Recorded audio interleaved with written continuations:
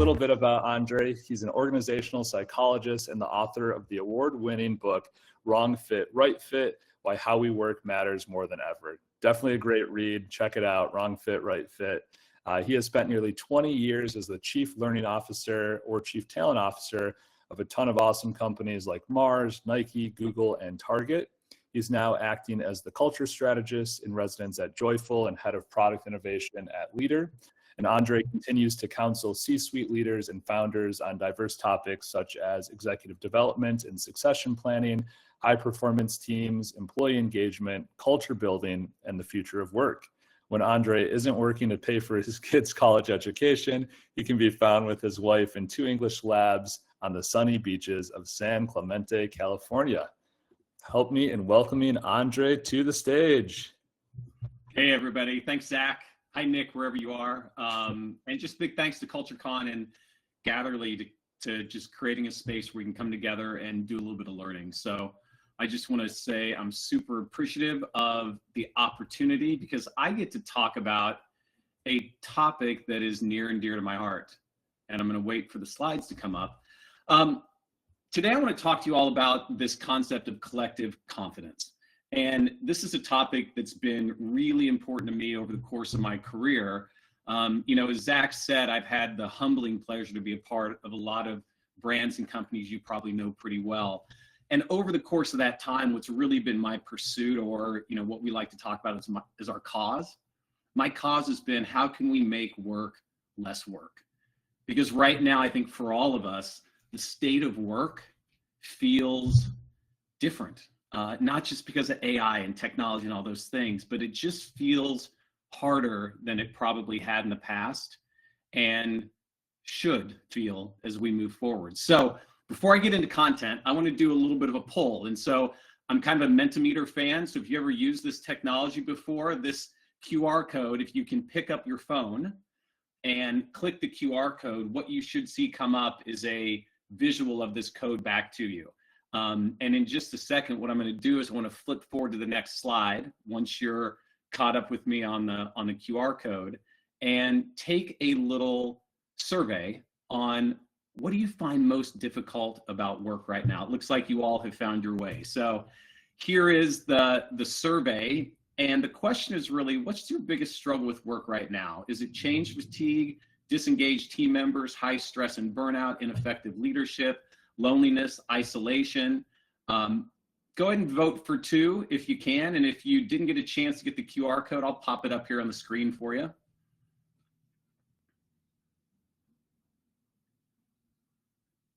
I love this technology. I could do this all day.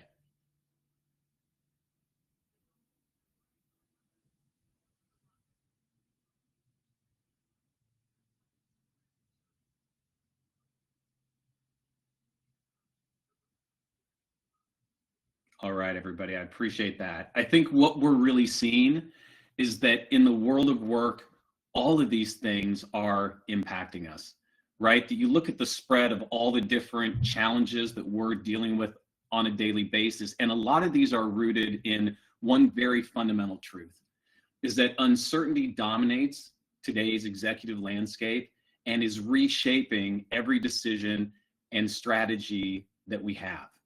And when I look at the world, all of the change we talk about, change is the new normal, all those kind of trite sayings, what's really true is this, is that, it's 180% increase in change fatigue over the last 5 years and a 35% decrease in decision confidence, right? And that's the thing that for me right now, I hold and think about almost every day, is that if our leaders and our teams and our companies don't have confidence in the decisions they're making, how are they ever going to be bold enough, big enough, and innovative enough to help us get through the time that we sit in?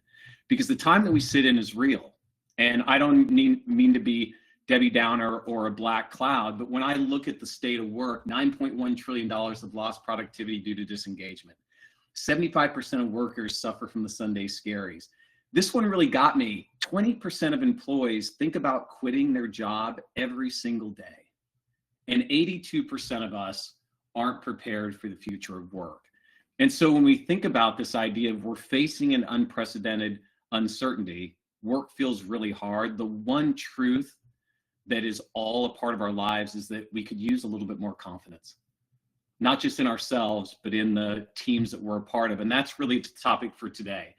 Because over the course of my career, I've sort of found this idea that confidence can be ultimately the secret weapon you need to have high team performance.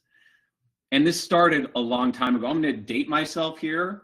In about 1997, 98, I was in graduate school, and I had taken a short stint to work with a sports psychologist. And during my time, I was working with a lot of Olympic hopefuls and teams of different sorts. And I started to become really curious about this researcher named Albert Bandura. And Albert Bandura had started his career as a social scientist looking at self-efficacy, which is basically self-confidence. And he had started in this time around the 1990s to look at this concept of collective efficacy, or the idea that is there actually a collective belief that develops in a team that is the equivalent of their confidence that can allow them to sort of sustain performance over time. And so a lot of my research almost 30 years ago was in this space. And then as I started my journey, if you fast forward with me to 2007, I'm living in Colorado and I meet this woman. She's the coach of the Denver University gymnastics team. And she joined Denver in 2001. She'd been a very successful gymnast at the University of Florida, one of the powerhouses in gymnastics. And to be super clear, I knew nothing about gymnastics at this point, but I met her. And arriving in 2001, she'd made one regional. And the Denver University gymnastics team had been hovering in the top 30, top 45, and it's really hard to get in the top 5 or 6 where you make the national championships, but this was her goal. And so over the course of the season in 2007, I had the pleasure of working with this team very closely as a sports psychologist. And the place that I spent time with them wasn't technical skill, it wasn't mental toughness. It was, can we in an individual sport use this idea of collective confidence to help them perform with higher expectations and success than anyone would imagine that they could. And over the course of the season, in practicing this idea of collective confidence, not only did they perform well, they beat the number 7 or 8 team in the nation at that point to reach their first national championship. They went there again the next year. And since then, they've made regionals or the national championships 26 consecutive seasons. And the reason I tell this story is because it's the first time I saw this in practice, that this idea of taking individuals and creating more collective confidence can have a profound effect on the long-term performance of a team. And so I want to talk to you today, if you'll allow me, about this concept, this idea of unstoppable belief that together we can achieve greatness.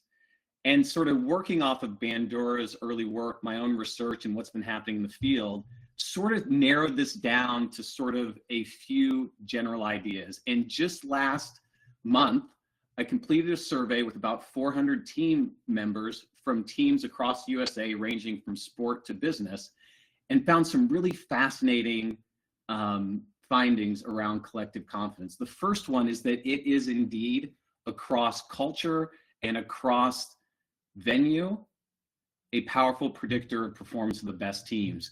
Really, truly accounted for over 1/2 of the variance in the self-assessment score that team members gave to their own team's performance. Secondly, and this is what was really interesting, a lot of people want to believe that past performance is the greatest indicator or predictor of future confidence to perform. And what we found is that it is a predictor, not even the most interesting one and not the only one. Things like self-confidence, contributory confidence, experiences in seeing other teams succeed, and learning actually all contribute to future confidence to perform as a team. Third piece that was interesting is collective confidence as a concept not only contributes to performance, it contributes to some other very fascinating team phenomenon, including team cohesion, team resilience, team collaboration, and the willingness and ability of a team to take risks in terms of the innovative ideas that they bring forth. And last but not least, I think this is really important as you think about this concept of collective confidence, it is mediated by team process. That if a team has a great deal of confidence, but they don't have really good team process in place, things like recognition, things like goal setting, things like conflict resolution and decision-making approaches, then that confidence erodes, not because the team doesn't have ability, but because the team isn't working very well together. So those tried and true elements of team process are still really important to this idea. And so I want to spend the rest of the time together doing three things. One is give you the foundations. So talk about the elements that are in your control as a leader to build a little bit more collective confidence. I want to talk about the shadow side of collective confidence, this idea of overconfidence and what we get when that happens. And then last but not least, just give you 6 actions you can take as a leader. And then we'll jump into some questions and have a conversation if that sounds good to you. All right, I'm going to assume it does, so I'm going to move forward. I want to start with the foundation. So these are 5 out of 6 predictors that I found really compelling as you think about how can you increase the level of collective confidence for your team. The first one is this concept of individual confidence, or what Bandura called self-efficacy. And so it's really this idea of, do I have the confidence in my own ability as I walk in to becoming a member of this team? And again, this is a fundamental of collective confidence. If you don't have individuals who have some self-confidence, then getting that in the collective is very difficult. And there's a really good story about this that I love. And if you remember this moment, many of you will, it's 1999 Women's World Cup. This is the game against China. And this was just after a penalty kick that Brandi Chastain hit to give the US the lead. What was interesting is what happened prior to this moment, right? First and foremost, Brandi wasn't the best player on this team. That was Mia Hamm. But in the moment just before this penalty kick, Mia Hamm said, I don't want to take it. I'm not feeling very confident. And then you had Brandi, who basically just stepped into that space. She's like, I got this. Her co-team members called her Hollywood. She just had that personality for big moments. And what was most interesting was this, is that over the course of the last year, she had practiced and put in the hours to be great in this moment. Not in the way you would have expected. She's actually a right-footed football player.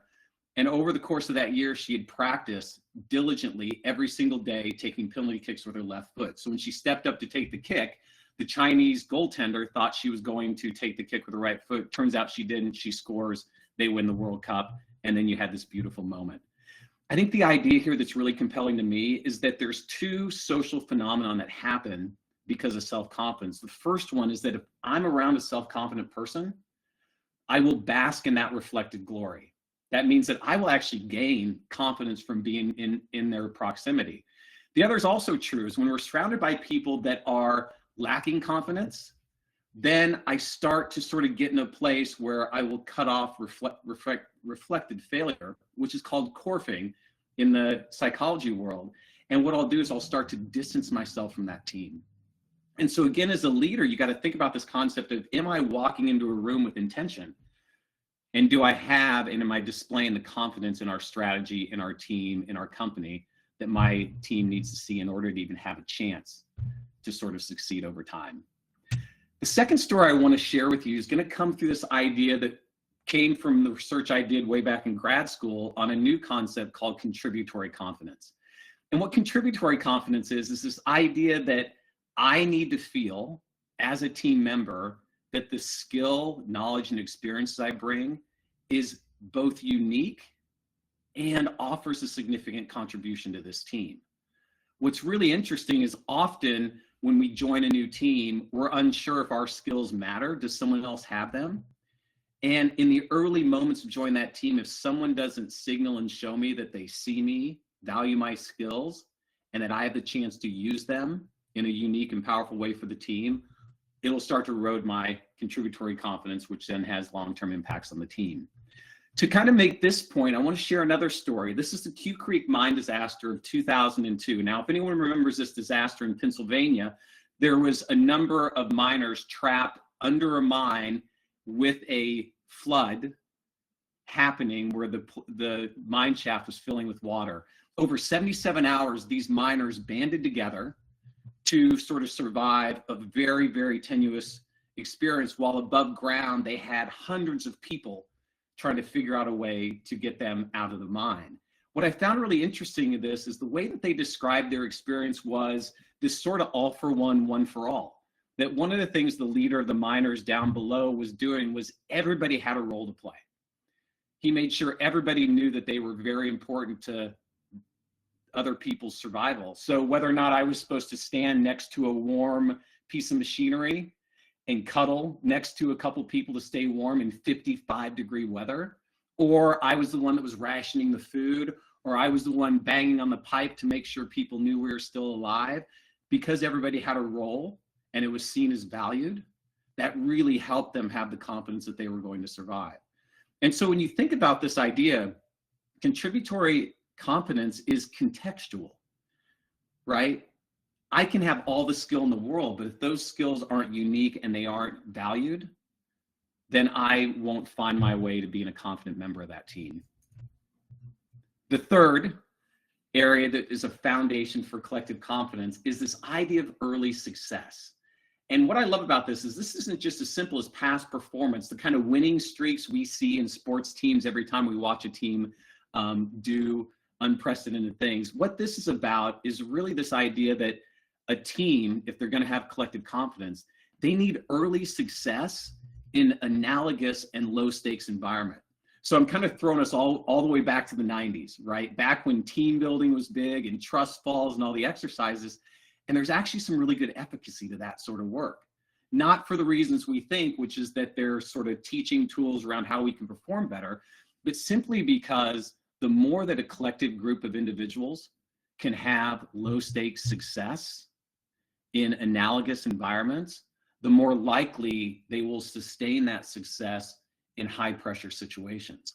And so when you think about your team, making sure that they have moments when they feel successful on the way to the bigger and bolder things you're asking them to do, it just contributes that overall sense of confidence when they start facing hard things.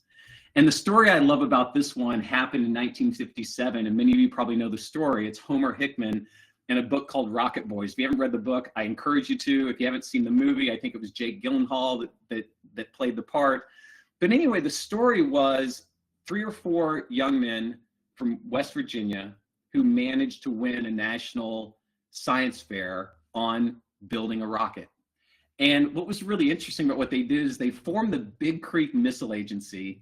And Miss Riley, their teacher, no matter what level of success they had in getting a rocket off the ground, she was constantly providing them sort of feedback on, you did this one thing, do it again, and do it again, and do it again. And they had these small sort of successes in these environments that allowed them to sort of be bigger and bolder as the rocket got larger and the stakes were even higher. And then as they came through sort of the national competition, another really cool thing happened is that the city sort of came around them in amazing ways and supported all of their efforts, right? They would come out to the launch site, they would build things for the rocket. There was a story of a machinist who, during a strike, wasn't supposed to be in the machine area, was building on his nights materials they needed to make the rockets. And all those were sort of just contributing to this collective experience of success that allowed them to go to the national science fair and win. The fourth one that's really interesting to me is this idea of inspiration, right? So in the research, what we kind of call this is vicarious experience. It's this idea that the more I can be exposed to teams that have been a success, the more likely I'll be confident that we can do it too.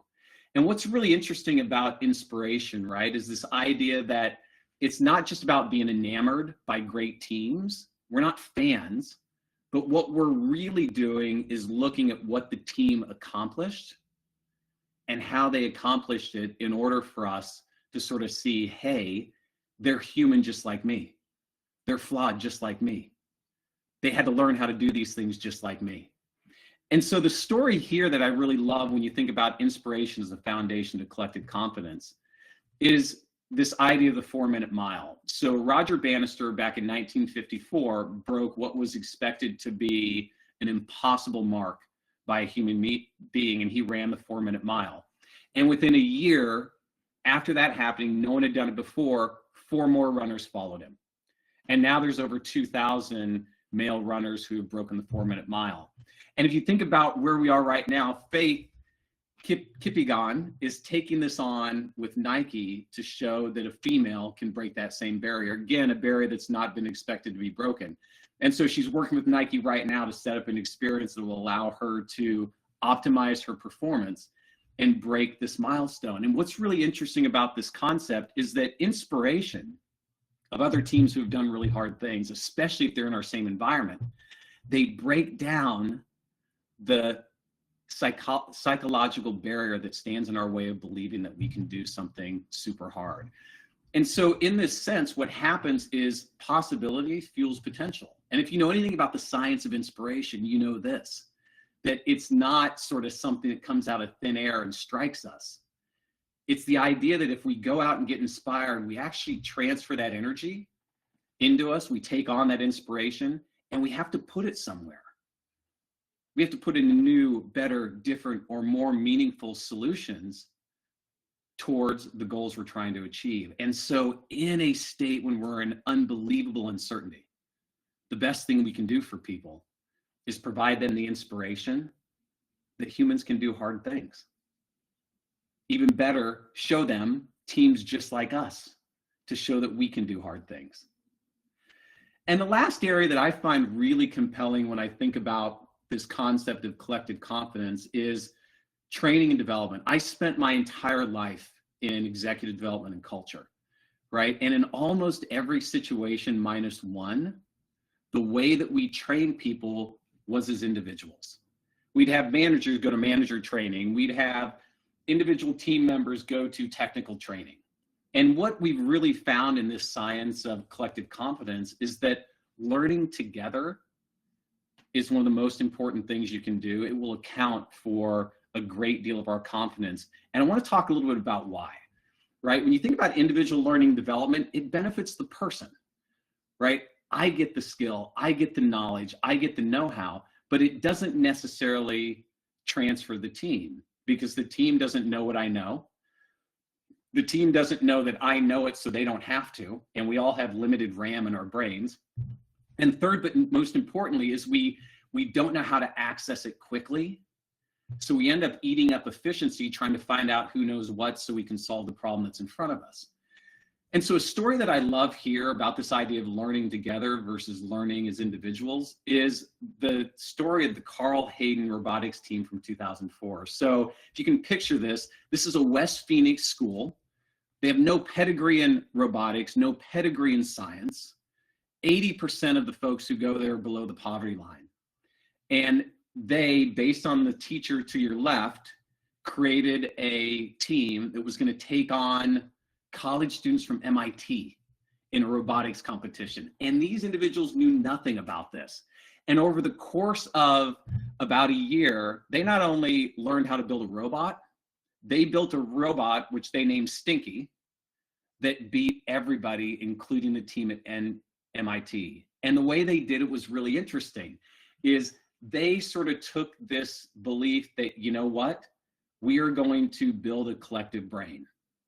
Whoever's doing wiring, we're all going to stand there and watch what they watch and learn what they learn and see what they do and figure it out. Whoever's going to learn how to build the body, the remote control. And so the way that they did this is they actually were in learning events together all the time, right? You think about military special ops teams and firemen teams, what they tend to do is they tend to have everyone have a specialty, and then everyone can do the other people's jobs as well.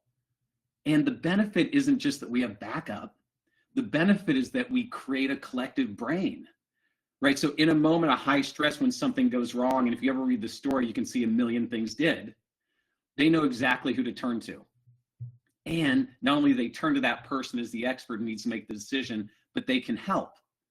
And so this idea that we become very sort of fast in terms of our ability to solve into problems happens because we trained together and created this collective brain. And so I want to stop there for a second and just say to Zach and anyone else out there, are there any questions at this point before I jump into the issues of overconfidence?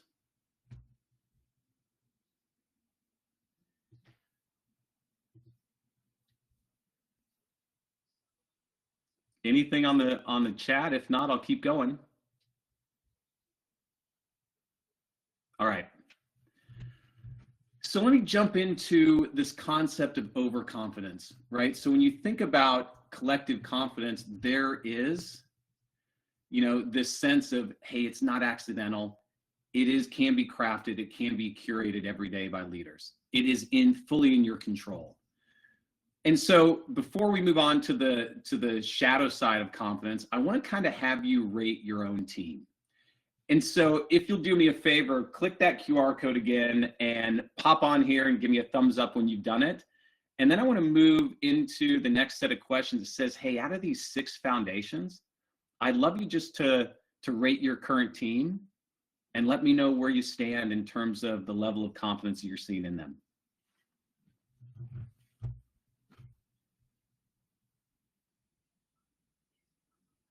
All right, looks like we got some thumbs up. I'm gonna pull the QR code up on the other side too, but here's the 6 questions I want you to answer, and they're all sort of the same as the 6 foundations I just covered. Do you make time to work in analogous low-stakes environments to experience collective success? Leadership within your team naturally shifts based on who's got the best expertise. You train together. You can speak honestly and openly about ideas, mistakes, and concerns. You frequently post in stories of other successful teams. You use and respect the unique knowledge of each member. Here we go. We're getting some good data. And if you think about taking the survey, think about 6 as the best team you've ever worked on, right? Think about 1 as the worst team you've ever worked on.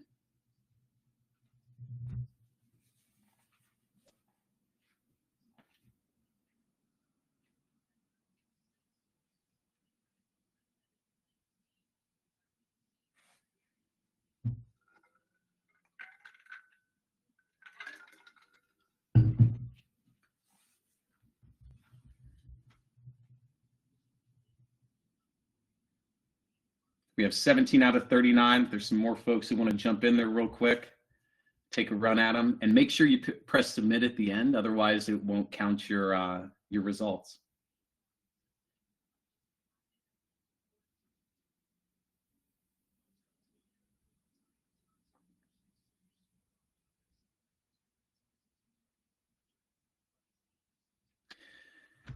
And these sort of results that I'm seeing now mirror very much the results we saw when we did the survey. So if you think back to the survey that I just did a month ago, we asked 2 different sets of questions. The first question was, think about the best team you ever served on and tell us how well you performed, tell us how well you did on these 6 items. And then we also had them do the same thing for their current teams. What was really interesting is even on the best teams, many of those team members said the same thing you're saying, that, hey, if there's an easy place that we could amp up our collective confidence, it's training and learning together. So instead of sending one person to a conference, send a team to the conference. Instead of sending one person to a training, send a team to the training. And it seems inefficient in our minds to have more than one person when that person can just go and bring back the content. But it's in the experience where things start to really happen, right? Because if I know that you're listening really hard, interested in this topic, you know, raising your hand, digging in, I don't have to worry about it. I can keep my RAM, my brain, my thoughts on other things. And so being in proximity allows us to sort of create a really efficient collective brain. Secondly is inspiration, right? This idea that we do not do enough as leaders of bringing in inspiring stories of other teams who are doing great things. It costs us very little, right? And it can have a profound impact on us being able to see very normal people who look like us, act like us, have the same skills as us, doing things that we thought was out of our reach. It's our version of the 4-minute mile. And so again, looks like these results, we all have a little bit of work to do. And the great thing is that I'm gonna share sort of 6 actions at the end that you can take tomorrow to help your team be more effective. Before I get there, I do want to talk about the shadow side of overconfidence, right? Because it's easy to look at this concept and say, yeah, but what happens when we get too confident, when we become invincible? There are some very real and very detrimental results that come from that. And I just want to share a couple of quick stories. The first story is from Theranos, which was run and created to sort of assess individuals' health. And I think what happened in this company that was really interesting, this is the founder who's on the picture, is a few things became very clear, right? First and foremost is inspiration without a healthy dose of reality. That's just asking people to make decisions and believe in something that is too far out of reach. And so there's absolutely part of confidence that has to be baked in the reality of the situation that we live in, right? In 2007, when I worked at the gymnastics team, they were probably never going to win the national championship that year, right? Because gymnastics is a talent game. And there were far too many SEC schools with ex-Olympians that we just couldn't compete on average, but we could absolutely get to the finals. And so I think being able to set a realistic goal for that team allows them to sort of put that confidence in context. Secondly, is ambition has to be realistic. And part of what happened in this situation was the board that the company sort of surrounded itself with, they were all stars. I mean, Henry Kissinger was on the board and a bunch of other people you would recognize. But what they were missing was no one had real medical diagnostic experience. So no one could sort of sit there and say this was wrong or right. I think another thing that happened is the teams became very siloed very fast, right? So systematic flaws looked like isolated bugs to anyone that looked at them. And third is the executive team often discarded bad runs of data in order to protect the ambition and promise that they had been making to shareholders. And so this is a case of just where hubris got in the way, is the ambition was too great for the reality of where the company was, the capability they have, and what's really possible from a technology standpoint at that point. Second interesting sort of study of overconfidence has to do with Boeing and the 737 MAX. What you have to understand about Boeing is they were one of the most trusted airline producers for the last 20 years. I mean, the one thing that they always sort of prided themselves on was engineering excellence and safety. And what happened is they had a lot of success in their previous airplanes. They therefore got a lot more business. And of course, we all want to take on business wherever we can, and the system just wasn't completely ready for it.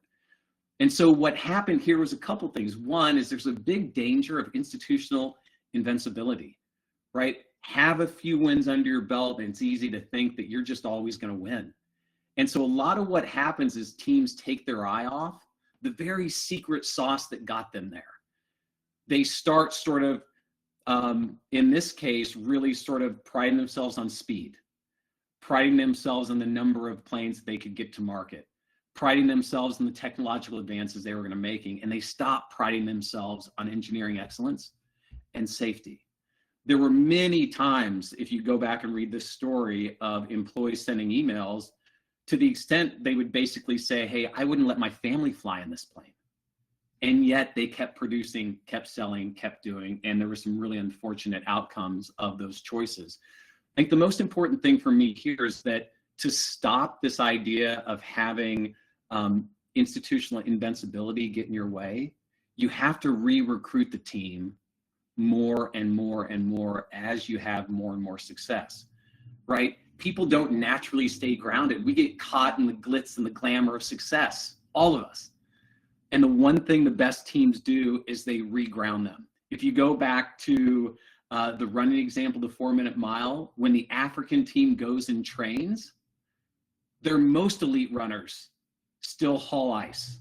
Their most elite runners still mop floors. They never lose the sense of where they came from, so they continue to have sort of that sense of vulnerability, humility, and a willingness to get re-recruited back to the very things that make the team great in the first place.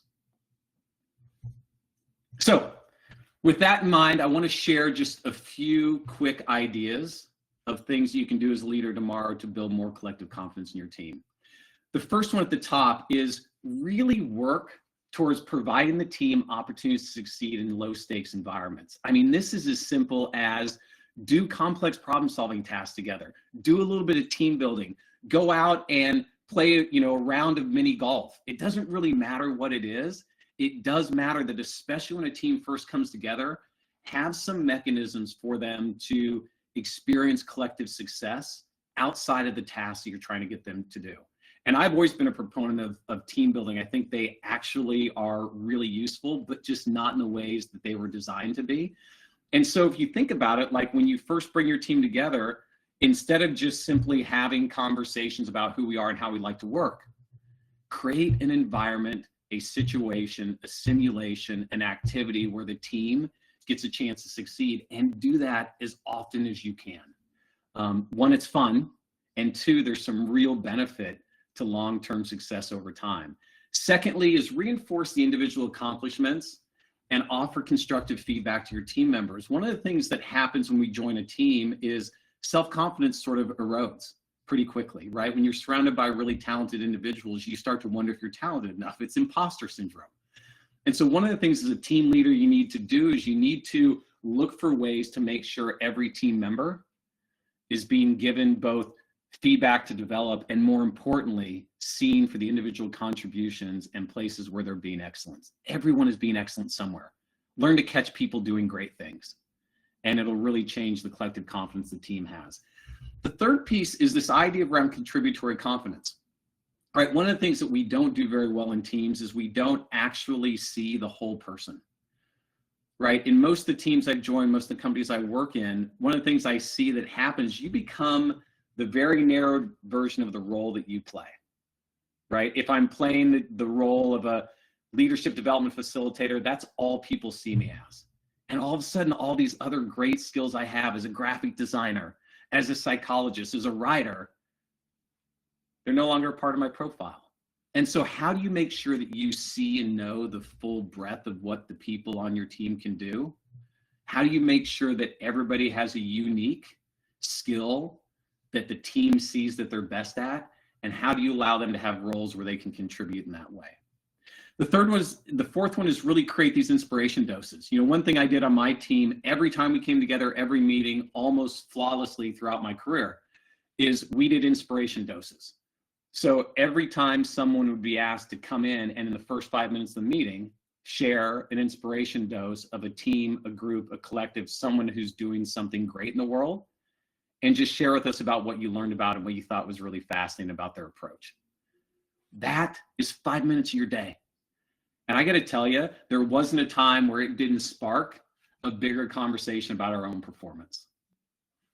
The fifth one is really take time as a team to learn and grow together, right? This idea of doing individual training programs, as much as it's efficient on one side and cost effective, it actually doesn't create the kind of benefit we want when we're doing collective work together. And so the more you can create environments where people are learning together, going through courses together. I even think, hey, if you have a manager going to manager training, it should be them and their team, right? Because the truth is, the more I know what my managers learned, the more I can hold them to account for it.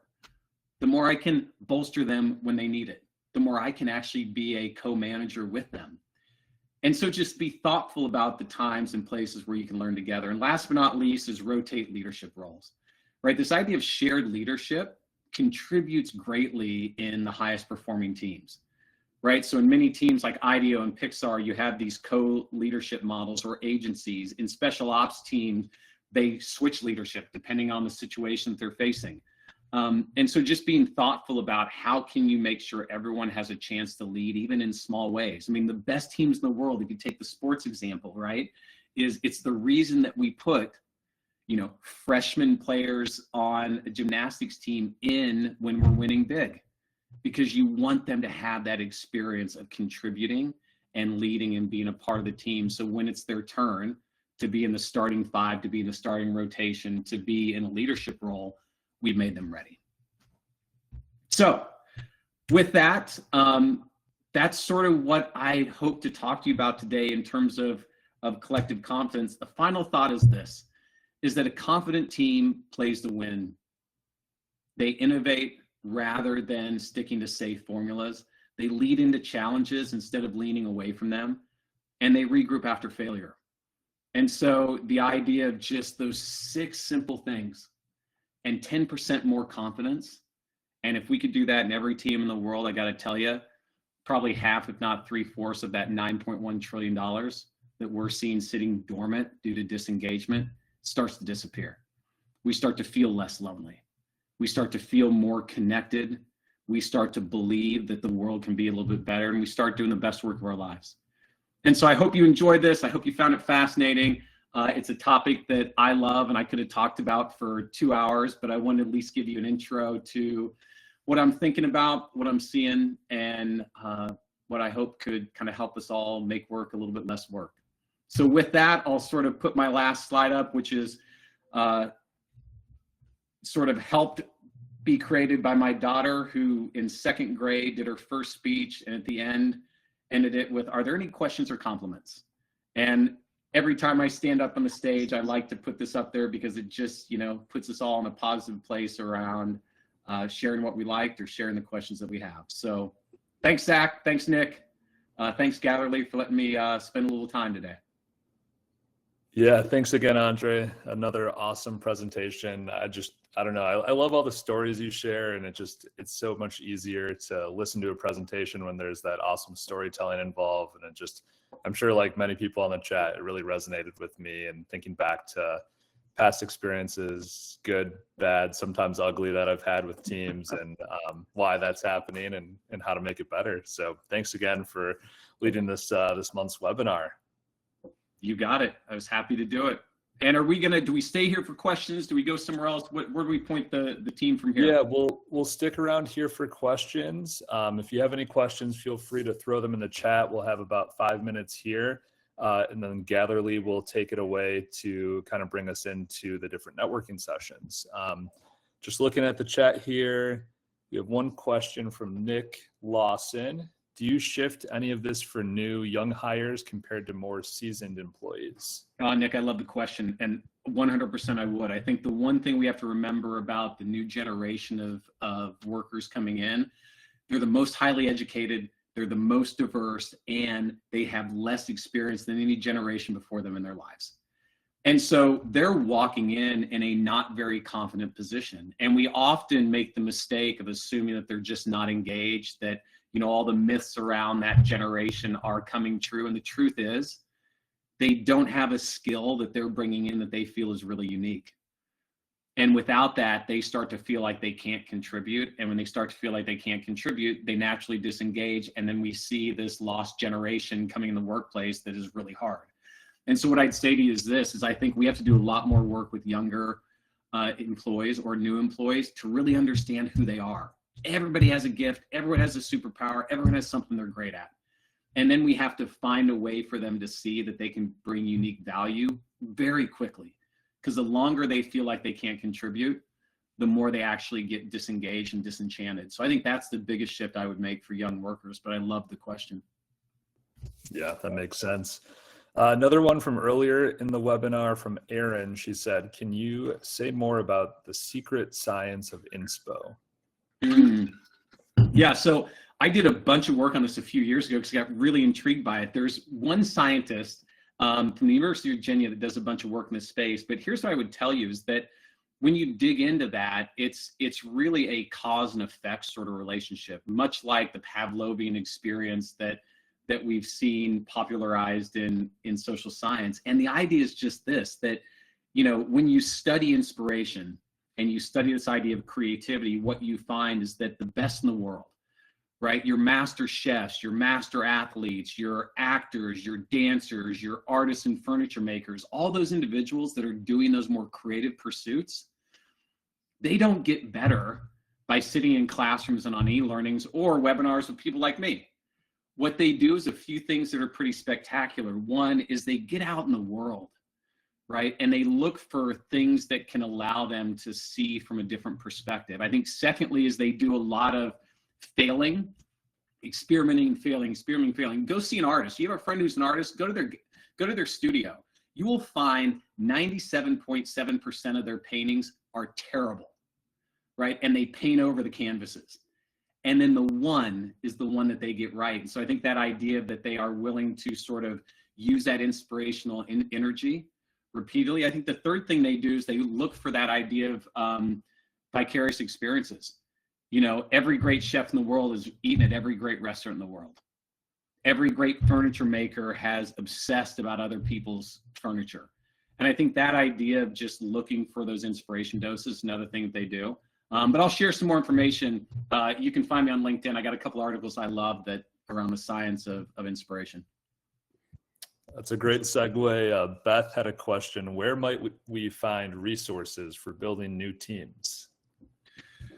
I mean, there's a ton of them out there. There's a couple that I really like. I love the book by Keith Yamashita. It's old, right? So again, I'm going to date myself. It's called Unstuck. And it was like, I like it for two reasons. One is it's beautiful. Like, it's just a great book to pick up. Secondly, it's a choose your own adventure book. So depending on where you are as a teen, you go to a certain page, you can find some real good resources. I mean, that's one that I really like. I also spend a lot of time listening, watching, and finding speeches from athletic coaches. I just think there's a lot of things that in the athletics world, whether you love sports or not, those coaches have to be so adaptable because their seasons are so long that they're always trying new and different sort of approaches to leading people in teams. And I just think they have a lot to offer that we have to extrapolate and bring into business. But those are good resources I like to use as well. Definitely. We have another question here. With so much burnout and skepticism out there, how do we get people to genuinely show up for team capability moments, not just log in, but actually care? God, I love that. We are in a crisis of commitment. And I think in the end, we live in a world where everyone is on social media, seeing greener grass, better opportunities. And I think we can get pretty discouraged, those of us who help to build cultures and companies. And what I'd say is I think you have to do three things really well to help someone sort of walk into a space with commitment. I think the first one is you have to connect what they're learning to what they're doing. And you have to connect what they're doing to the promise that you're making to them as an employee. Far too often we get so tactical about our training programs that we forget that those are actually the places where you build culture. Those are the places where you build commitment. And often the problem isn't the person doesn't want to be committed. They don't know how, and they don't know why this thing you're asking me to do matters to my day-to-day life. So that connection is one thing I think you got to do. I think secondly is really helping people to walk into those spaces with intention, using them as re-recruitment moments. Before you sit down in that seat, I want to remind you of why the world's better with us in it, how we make money, the mission that we're trying to achieve this year, how we do work, and what my promise is to you. I think third is you have to sort of do the economics for them. There's so many benefits that we give these days that don't sort of get monetarily counted in the economics that our employees hold about what they get paid. And they see it as an obligation, not as an opportunity. They become entitled, like the system becomes something that should be working for me all the time, when in fact it's a business, right? And the reason that we're investing in you is because we want you to play a bigger, bolder part in this. Last but not least, now I could talk about this subject forever. I think it's about manager accountability. I think often our managers don't do their job, right? I remember back at Nike, we stopped sort of assessing smile sheets on programs, and we actually sent 2 surveys out. One was the manager before the program saying, hey, your employee's going to this thing. Have you talked to them about it? And the other one is on the back end saying, hey, your employee went to this training program. Did you talk to them about it and give them an opportunity to use that skill in the first 90 days? And God, I got to tell you, it's the best accountability metric ever, right? Because the minute a manager gets that email, you know what they went and did? They went and talked to the employee going to the training program. And so I think that idea of manager accountability is really important to keep that commitment high. Awesome. Well, I don't see any more questions in the chat, but please connect with Andre, Nick through the website in the chat here, or find him on LinkedIn. He's always sharing great posts, his own content and other stuff he's seen that relates. So if you like this topic, I'm sure you'll find more posts from Andre that will resonate with you.